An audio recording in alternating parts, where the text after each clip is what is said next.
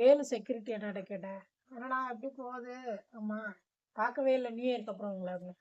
ஆமாம்மா, எங்கம்மா அப்படியே அடுத்தடுத்து லீவ் ஆயிடுச்சு வேற. ரிலேஷன் ஒருத்தவங்க கல்யாணம் வச்சாங்க, இது நிச்சயதார்த்தம் வச்சாங்க, அதுக்கு போனது வந்தது அப்படியே போயிடுச்சுமா அப்படின்னு. ஸோ அப்படியாண்ணா, சரி சரிண்ணா அப்படின்னு. அடுத்து அடுத்து செலவு வேற இருக்குமா, பொங்கல் வேற வருது, இல்லை லீவ் வேற போயிடுச்சு. ஆமா, எப்படிதான் பண்ண போறேன்னு தெரியல. தங்கச்சிக்கும் அக்காவுக்கும் வேற சீர் வைக்கணும்னு இருக்கு. என்னடா சொல்றீங்க, சீர் வைக்கணுமா? ஏன் அவங்க பசங்களுக்கு கல்யாணம் இருக்கா அப்படின்னு கேட்டேன். இல்ல இல்ல, அக்காவுக்கு தங்கச்சிக்கு பொங்கல் சீர் வைக்கணுமாமா அப்படின்னா. என்னடா சொல்றீங்க, உங்களுக்கே இவ்வளவு வயசு, உங்க அக்காவுக்கு தங்கச்சிக்குன்னா இன்னும் அவங்களுக்கு வயசா இன்னும் சீருக்குண்ணா. அண்ணன் தம்பின்றது அவ்வளவு இது இல்லம்மா, அந்த பொங்கல் சீர் தீபாவளி சீர் எப்பவுமே வைக்கணும்.